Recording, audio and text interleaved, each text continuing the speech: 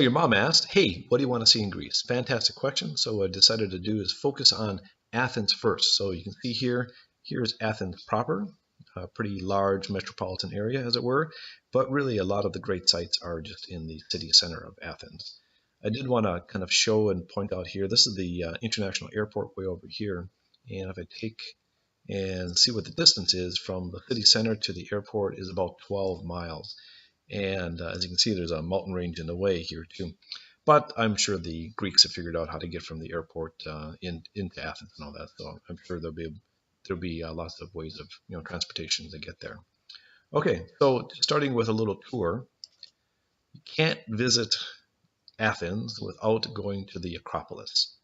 So the Acropolis is this ancient temple on top of this rock right in the middle of Athens and all that, with the Parthenon, fairly well preserved structure here up on top of this rock. This is where all the tourists go, and this is where we will go too. But the foothills of the Acropolis are two amphitheaters, these outdoor amphitheaters, and both of these look very interesting to me.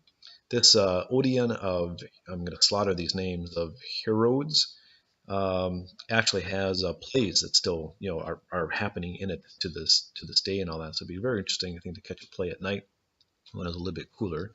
And there's the Theater of Diogenes, I think that's the way I'm pronouncing it, which is over on this side. This is a ancient Greek theater. The other one was a Roman era theater. This is even older than the other one. And I'd just like to be able to kind of go in here, walk around, and kind of see just the acoustics and just to see what it would kind of feel what it would be like 2,000 years ago to have seen a play there.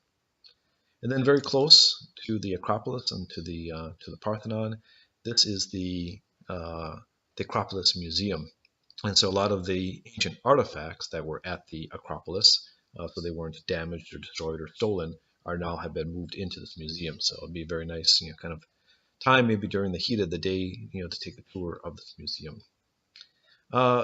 Interesting, real close. There are a lot of walks around the Athens area and all that, but one that's really close to the Acropolis is this Plaka and again, I'm going to slaughter the name, Anathiotika Walk, and it kind of goes through a very old part of the Athens city, past really beautiful, old buildings and courtyards and merchants. And yeah, it's a little touristy because the tourists kind of all know about it, but it's just a really beautiful walk, and it'll take you to some interesting places.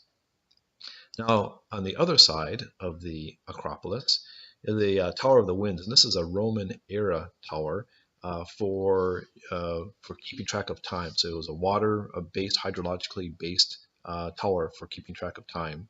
It doesn't work anymore, but it's got interesting things. And if we're in that area, I'd like a little detour to tour this Tower of the Winds.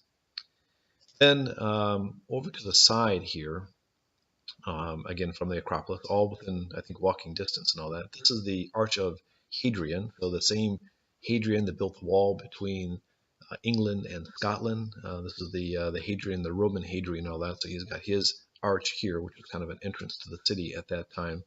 And then real close to that is the Temple of Zeus, which has some outrageously interesting Corinthian pillars that grace that are still standing. I think one just blew over in a windstorm like a decade ago or a few years ago or something like that.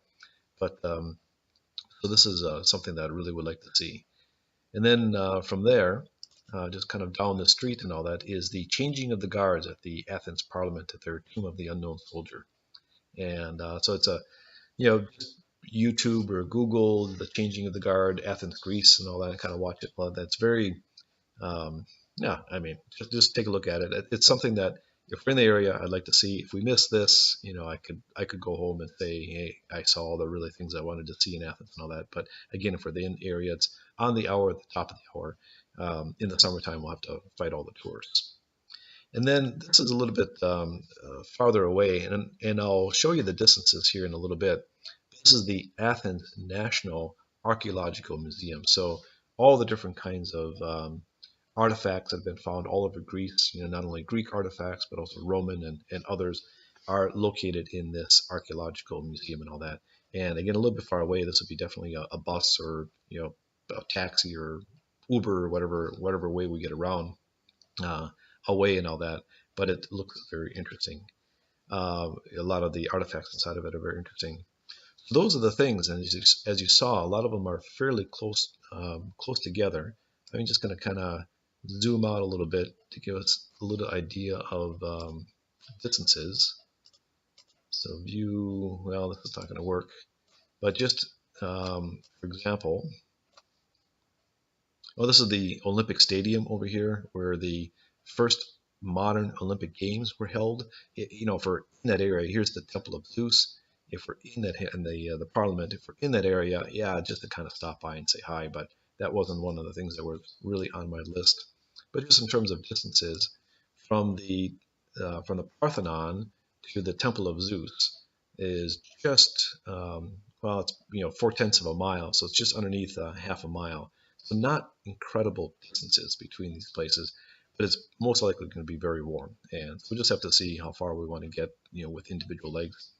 So anyway, so that's just kind of a idea for guides and all that. Like from the Parthenon to these theaters, it's even less than a tenth of a mile, but you've got to go up and down, a really steep cliff, right? So I'm sure there's no this is as the bee flies, as it were, and so some of these distances, we'll have to take into account some of the terrain too. But anyway, that's kind of a tour of some of the sites and places that I want to see in the Athens area. So, if you guys have other things that you want to add to that, or things that you say, hey, no, I don't like that, take that away. Of course, we can always talk about things and all that. But anyway, that's those are the list of things I would like to see in Athens. Thanks.